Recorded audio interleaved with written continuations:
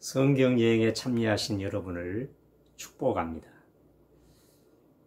오늘은 이제 가라 라는 제목으로 출애굽기 3장 9절부터 12절까지를 여행하겠습니다. 오늘의 말씀은 하나님의 때와 하나님의 일에 대한 말씀입니다. 9절에 보면 하나님께서 모세에게 이제 가라 라고 말씀하시는데 그 이제는 곧 지금을 말합니다. 하나님의 때, 그 타이밍이 된 것입니다. 그 때가 언제입니까? 하나님의 백성 이스라엘의 부르짖음이 하나님께 상달할 때, 그때가 하나님의 때입니다.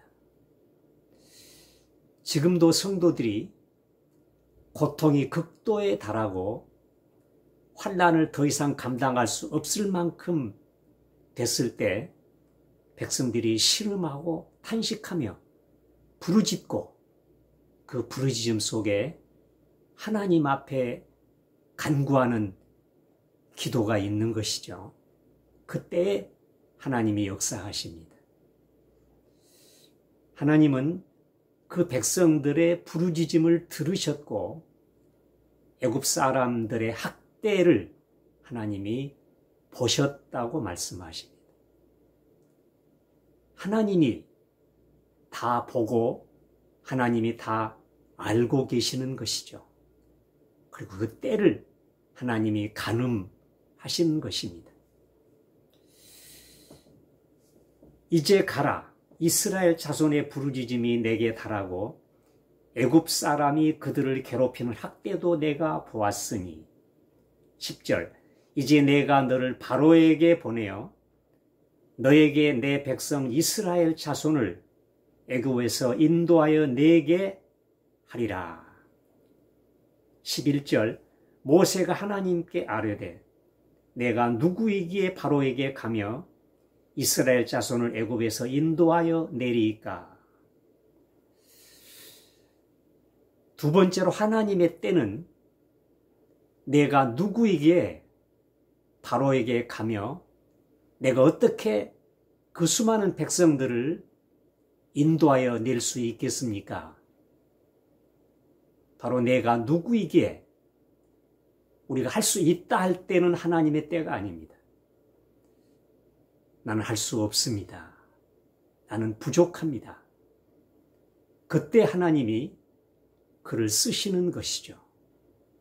내가 누구에게 저는 아무것도 할 수 없습니다.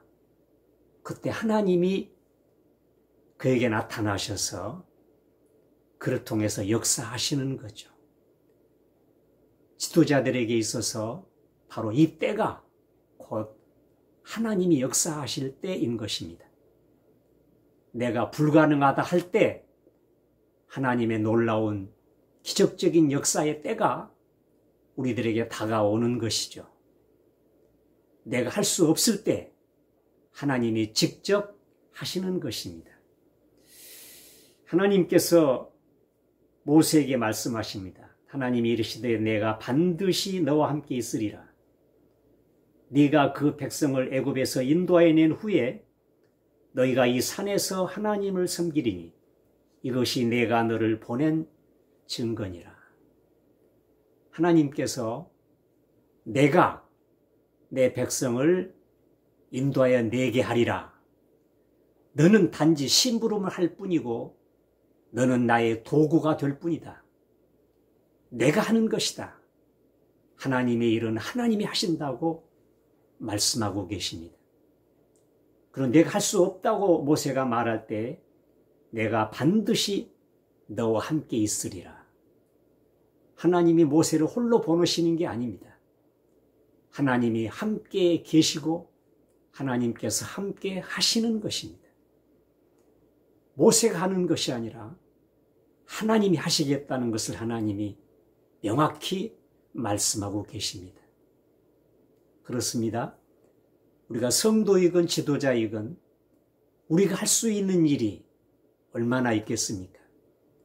하나님이 함께 하시지 않으면 인간의 영광만 드러나는 것이고 실패만이 그 열매가 될 것입니다. 그렇습니다. 하나님의 때가 되면 하나님이 일하시기 시작합니다. 바로 우리들의 삶 속에서도 이와 같은 역사가 일어나게 되리라 믿습니다.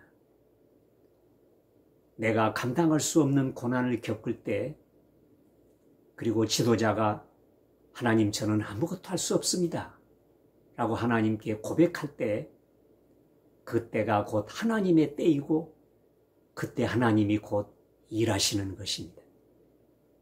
이런 역사가 우리의 생애가 끝나는 그날까지 하나님의 놀라운 역사로 경험되고 체험될 줄로 믿습니다.